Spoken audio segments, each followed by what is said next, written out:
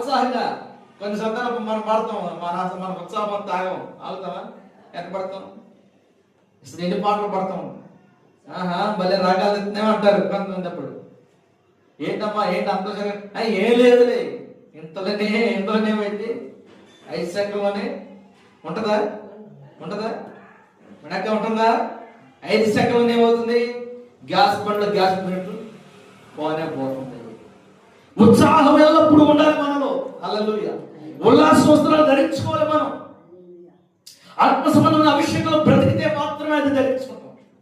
నేను ఎప్పుడైతే ధరించుకుంటానండి, నాకు ఇది బాధ కానీ ఎవడైనా తిట్టనే, ఎవడైనా అవమానపరిచి నేను ఎవడి మాట పట్టించుకోను.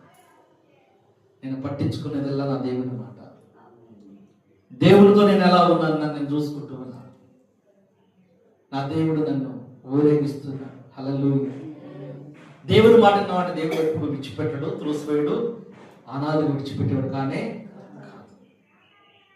ప్రియులారా, ఇశ్రాయేలు ఏడుస్తున్నారు. ఎందుకు ఏడవటం? మరి వచ్చేటప్పుడు ఐగుప్తు ఏం చెప్పారు? Bye bye. ఫరోకి బాయ్ బాయ్ కదా, ఐగుప్తుకి బాయ్ బాయ్. కోడిగుడ్డు కూడా వదిలిపెట్టలేదు అంటాడు.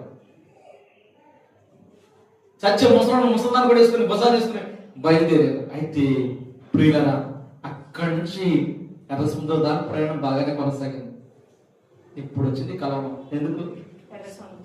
దేన్ని చూస్తున్నారు వారు? సముద్రం చూసి కలవరం పడిపోయారు.